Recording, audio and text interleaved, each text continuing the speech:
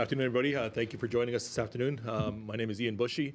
I'm the Minister for Natural Resources and Indigenous Futures, also Minister responsible for the Manitoba Wildfire Service.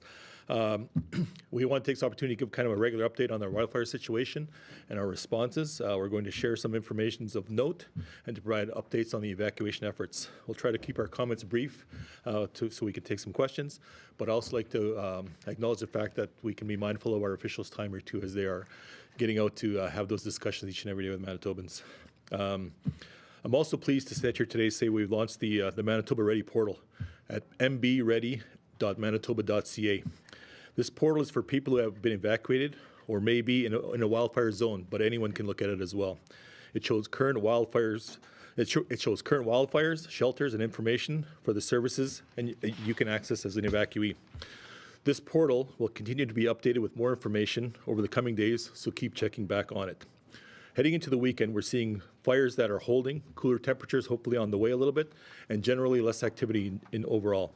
We're continuing to deepen our control lines on the firefighting side and value protection efforts. Still many fires of note that Kristen will update you on as well. This is truly an all-hands-on-deck situation. Manitoba has deployed more than 650 people to support the firefighting efforts, with a little more than 175 firefighters from out of province, including some from the U.S. who have arrived today.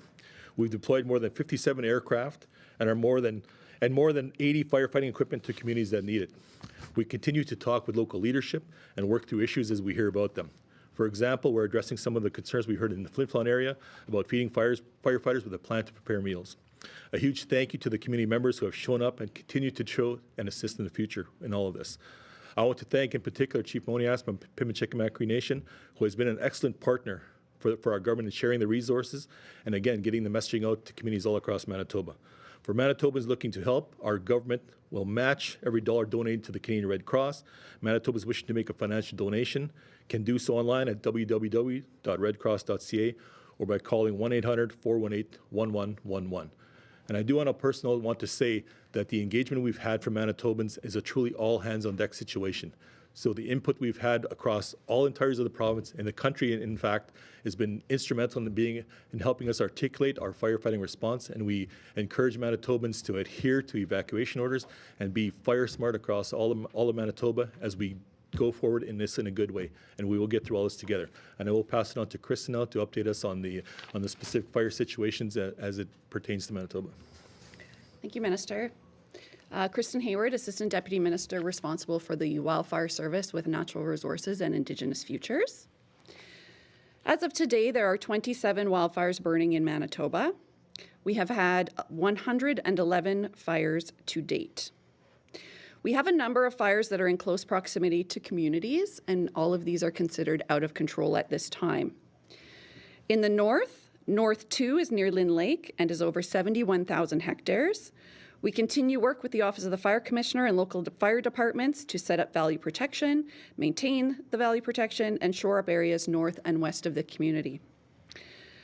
Fire North 5 is in the vicinity of Genpeg, Cross Lake, Pimicikamak Cree Nation, and Whiskey Jack Landing, and is over 3,000 hectares.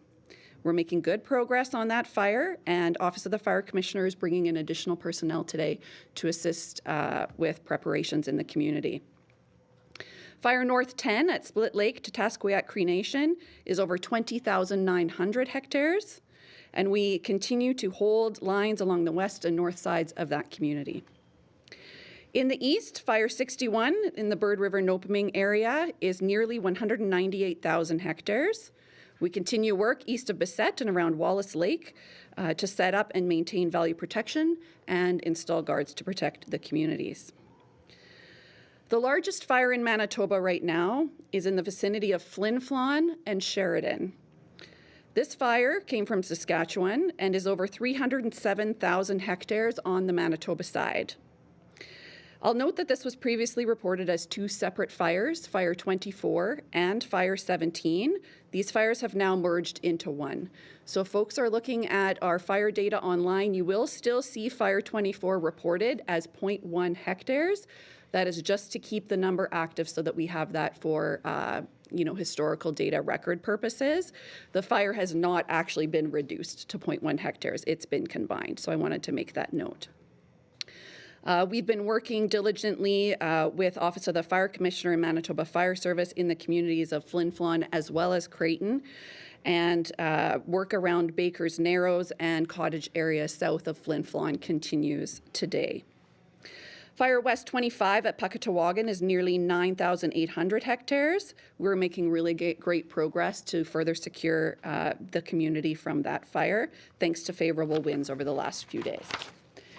And finally, Fire West 28, which is near Baker's Narrows Provincial Park, originated in Saskatchewan, but now covers an estimated 4,700 hectares on the Manitoba side, and our focus there has been on value protection for structures at risk and protection of the Flin Airport at Baker's Narrows. There's a number of other fires of note that continue to burn in the province, but most of those are relatively stable at this time. I'll note that the weather over the last couple of days has improved our ability to get some pretty good progress done on these fires. We have had cooler temperatures, a little bit higher humidity. Winds generally have been fairly low to moderate. We are expecting that general trend to continue, which will be helpful for our efforts. There is precipitation in the forecast on the weekend for some areas of Manitoba, including areas where we have fires in the northwest as well as the east. At this time, those precipitation amounts are pretty variable and uncertain. So I'd like to remind Manitobans that just because you might see a blob of rain on that precipitation map, that's not going to be enough to put out these fires. We will continue to be working on these fires for some time to come, but it certainly will help us to make good progress. And then just finally, I will also acknowledge, as Minister Bushy did, the out-of-province resources that have stepped up to assist Manitoba. We have Parks Canada arriving in the province today, the United States crews, as Minister Bushy mentioned, as well as a number of other agencies that have been supporting us and continue to remain in province. At this time, I'll pass it over to Christine to share an update on behalf of emergency measures. Thank you. As Kristen indicated, wildfire affects broad swaths of Manitoba at this time. Our state of provincial emergency stays in effect. 21 communities have declared states of local emergency in Manitoba. There are 26 evacuated communities across the province, and 4 communities remain on short evacuation notice. The impacts of these fires are being felt across the province, and together we're working with partners at the municipal level, the federal level, across nations to respond and support those who have been impacted and those who are evacuated. I'll hand it to Minister Naylor to speak more on that point. Thank you, Christine. My name is Lisa Naylor. I'm Minister of Transportation and Infrastructure and the Minister responsible for the Emergency Management Organization. Thousands of Manitobans have been displaced from their homes and communities, and as a government, we have moved very quickly to give them safety and shelter. Working across multiple government departments, working with community partners, with Canada, we've accomplished a huge scale evacuation in a fairly short time. Because of the huge scale of this crisis, we did open congregate shelters to provide immediate safety. However, as policy, Manitoba aims to provide hotel rooms for all evacuees. Now, the majority of evacuees are in hotel rooms or with friends and family. The evacuees have shown incredible patience and resilience throughout a time that for many, it may be one of the most difficult of their lives. And we need to, as Manitobans, all continue to come together and support with kindness and compassion what has been happening for our fellow citizens. I also want folks to know that the Winnipeg Humane Society established a shelter for pets of evacuees who aren't able to keep them with them while they are sheltering. And we do know about some pets that were still left in home communities. We've been working with emergency services and firefighters in different communities, Flintflon as an example, who are helping to feed and look after any pets that may have been left behind. We can now move on to questions. How are people getting access, Minister, to financial support through the Red Cross, just for the cost of day-to-day living? Appreciate maybe their hotels are covered and they have access to meals through the Red Cross, but it is costing people to be away from home. Yeah, so do you want me to take that one? There is, I believe today that the money will start, that program of a daily stipend is coming into place. So all of that is being organized through the Families Department, through our emergency social services. And most people should expect to have their checks within 3 to 5 days of application. There may be some delays depending on whether folks have email addresses or not, but that is working well. And, some of those stipends come through ISK, through Canada. And so, but we are working in lockstep to make sure that everybody, regardless of where they've been evacuated in Canada, receives the benefits that they need. Are people still being sent to Ontario to stay in hotels there? Yeah, I can take that one too. Yes, so Manitoba secured 1,500 hotel rooms in Ontario, and Ontario has been incredibly helpful and welcoming on this regard. I do have a number, I think it's around 800. I'm looking at the experts, but there are still available hotel rooms there, but we have, it is about just under 800 rooms have been assigned of those 1,500 hotel rooms.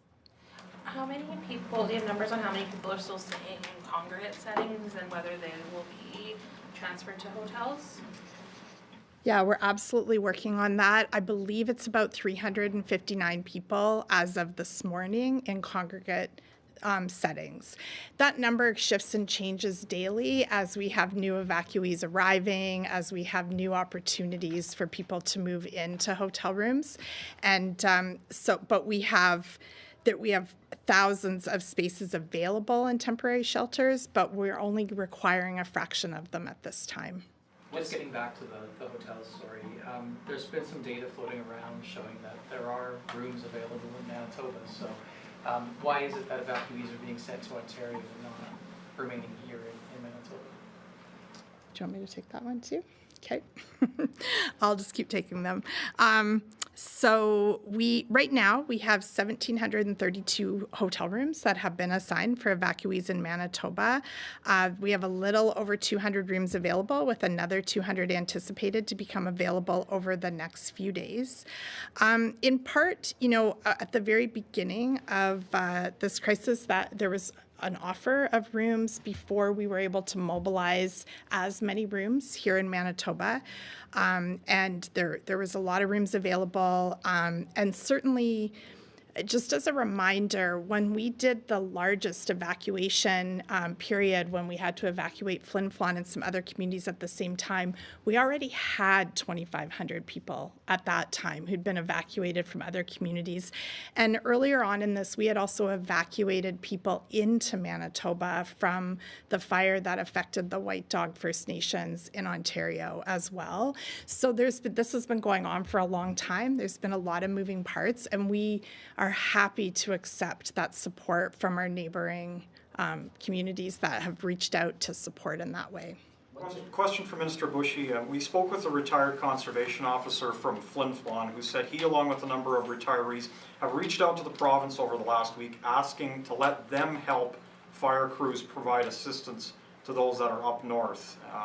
They have felt like they've been ignored and they have been told no from the province. What is your response to those retirees wishing to provide assistance?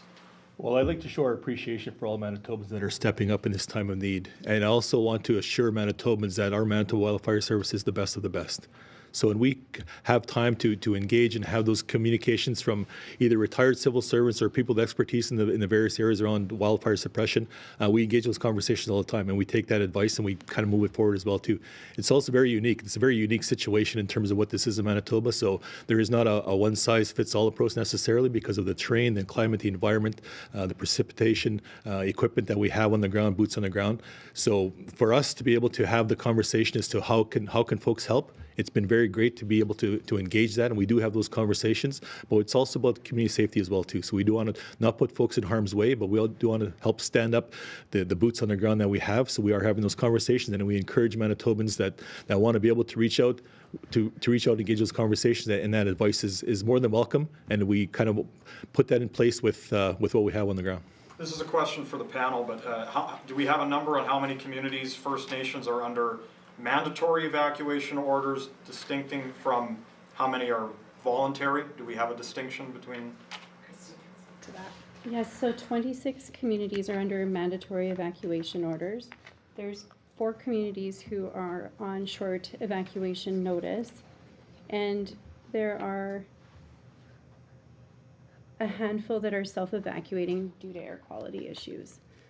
So it would be 4 that are voluntary, we could say? No, those are on short evacuation notice. Short evacuation. Mm-hmm. You said 27 wildfires. How many are out of control right now? Just give me one moment.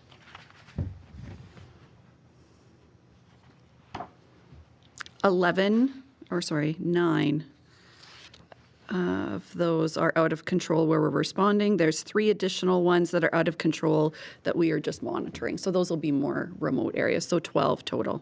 12. Oh, perfect. Yes. And in terms of maybe security, Minister Naylor, did you have any issues regarding security in those congregate area or hotels? And if so, or if not, what measures are you taking to make sure people feel safe in there? Yeah, absolutely. Manitoban's safety is of the utmost importance to us, and we know that there can be risks and challenges in congregate settings. So we have partnered with the Downtown Community Safety Partnership to increase their downtown patrols. We're working with the Red Response Team and focusing on proactive intervention, de-escalation, and social supports. These are cultural advisors who go to the sites with where the evacuees are staying and provide cultural activities for children and youth. We're also working with MKO to bring in First Nations safety officers to provide support for First Nations leadership and evacuees at congregate shelters. Do you have an updated number on the total amount of evacuees? We have over 18,000 registered evacuees, but we expect, that there are many more who are evacuated who have not registered with the Red Cross because they're staying with family and friends or they're not needing support. So on the daily stipend, that money is coming from the Families Department? Am I understanding that correctly? Like, I think people are wondering how they're getting access. They've registered with the Red Cross and they're not getting financial support. There's 2 streams of financial support. So Indigenous Services Canada is responsible for support for First Nations, and the Emergency Social Services through Families is responsible for the rest of Manitobans. But we are working together to ensure a timely rollout and the right support and a equal support across for all Manitobans. May I add to, just as Minister Naylor said, we're working to ensure that that's a unified process. So payments will be rolled out through the Red Cross to evacuees, regardless of what community they've come from, regardless of which department of the 2 Minister Naylor mentioned are helping to coordinate and work together. So those 2 streams, like Minister Naylor described, are coming together, and funds will be flowing through the Red Cross to those evacuees. But they would have to be registered whether they're staying in a hotel or with family or friends. That's important. If Manitobans have, been evacuated and they haven't yet registered with the Red Cross, it would be important for them to do so that they can receive supports. And that can happen on the website, or if you go to our new portal, if you click on the area that you've evacuated from, there's tons of information that can point you to resources available, including the registration with the Red Cross. Regarding the communities that have been evacuated or on notice, are there any new evacuations today or new alerts or notices when it comes to evacuations? No new mandatory evacuations as of this morning. Maybe a question for Mr. Bushy. Why did you feel that MB Ready was necessary? Was there a lack of something, or why was this new website necessary? I think, Minister Naylor, I think could take that question. That's great. It came out of my department, and I'll just say we saw it as a really important opportunity to consolidate information all in one place. So most of this information was already available, but you might have to go to the EMO website for some of it. You might have to go to the Office of the Fire Commissioner site for some of it. You might, there were different places, different streams of information, Manitoba 511 to find out what roads were closed. You can get all that information here. And it will be updated in real time. So if you're clicking on a road to find out is this open or closed today, that may take you directly to 511 because that is updated in real time. But anything in terms of resources, where to reach out, how to register, all of that information is consolidated into one space right now. So it's a really helpful, it's a web-based portal at this time, and I think really helpful for Manitobans to get all their information in one place, and not just for evacuees. I mean, certainly I'm sure the media can access updated information, as well as all Manitobans who are looking to help or support their fellow citizens. And is it only offered in English as of right now? At this moment it is. We wanted to stand it up very quickly, but we're in process with the French content, so that should come out soon. Yes. This week we heard from several First Nations who were putting call-outs to get equipment and resources to help fire suppression on the ground, and we've heard from Chief Moyes that they were able to get some of that. Wondering about the other First Nations. Have anyone been in contact with them? Are there efforts to get fire suppression resources into their communities? Amy? Yeah, so I think what's as we go forward, the communication I think is key. We've been in touch with the First Nations as what they need boots on the ground, and I think there's been a really concise and hardworking effort to close some of those gaps as regards to communication. So the portal, for example, is a good example of streamlining the information and getting the accurate information to communities, but also getting the support to the communities as well too. So we've engaged. So as you mentioned, Chief Monias was one committee, but also to Tasqueyac and Puckatawagan as well too, being able to have boots on the ground and resources to hear what they need. So we are addressing those in real time. So what they need for the communities, to protect the communities, but also for the area as well too.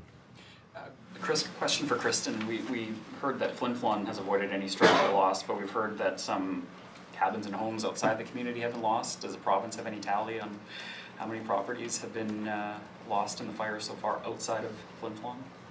Yeah, unfortunately, we do know that there has been a number of structures lost in those areas. It's a bit tricky to give a specific number at this time because in a lot of cases, there's not a lot left. So we don't know if they're dwellings, garages, sheds, or they're outbuildings. So that assessment work is still underway before we're able to report numbers. And how are you getting the message to people who have lost properties? Is that the province that's doing that, or? It depends on where they are. It can be the local authority. So if it's in a park area, it would be through the Parks branch. If it was in a municipal and northern relations area of jurisdiction, it would be through them. The RCMP also assists us sometimes with making those notifications. So it does depend on the situation. Are you aware of any other structural losses in some of the other communities, Puckatawagan, Himichikamak, those areas? I am not aware of any structural losses in either of those communities. With the fires in Flintflon and Sheridan now merging and creating a much larger fire, what's the heightened risk for communities like Flintflon? That structural damage hasn't come yet, but potentially we don't know what's coming. Mm-hmm. Yeah, certainly whenever you have a very large fire like that, you have a lot of area with just the right wind, depending on which the direction can come, that can move towards a community. At this time, that fire is on the other side of Flintflon, so it's on kind of the northeast side of Flintflon. Our main concern for Flintflon at this time is the fire coming from Saskatchewan that's kind of on the doorstep of Creighton right now, as well as the fire 28, I believe, south of the community near Baker's Narrows. Those are the two that are more of a concern for Flintflon right now. What do we need to contain that blaze? Of course, the easy answer would be lots more water bombers, but what is needed to keep that from growing further? the weather's cooperation will be helpful for sure, but obviously we can't control that. The Office of the Fire Commissioner, local fire departments, as well as the Wildfire Service have really been doing a good job of looking at what is the risk, where is that going to take place, and addressing those kind of key areas of concern, whether that's bulldozing a fire guard or doing value protection on structures. So there's a lot of analysis that goes into, obviously when you have a very large fire, there's a lot of potential ways that it could go. So we really want to dial that down and look at specific key areas of concern based on the forecasting conditions. Minister Bushy, quick question for you today. I spoke with an individual from northern Manitoba who was concerned about, we were talking about fire preventative measures going forward. He recalled that years ago, many communities in northern Manitoba have fire tack crews. Fire tack crews that would go in, sweep the areas, try to clear brush that could potentially start future fires. He's concerned that the province has cut back on those crews and that they could be a good resource going forward throughout the rest of the season. Would you be able to give me a comment on, I guess, the availability of this, if the province would be able to look into this going forward in the future? Well, absolutely. I think the emergency firefighters program, I think is what you're alluding to there, has been kind of drawing out of communities in northern Manitoba, in particular First Nation communities as well too, for decades.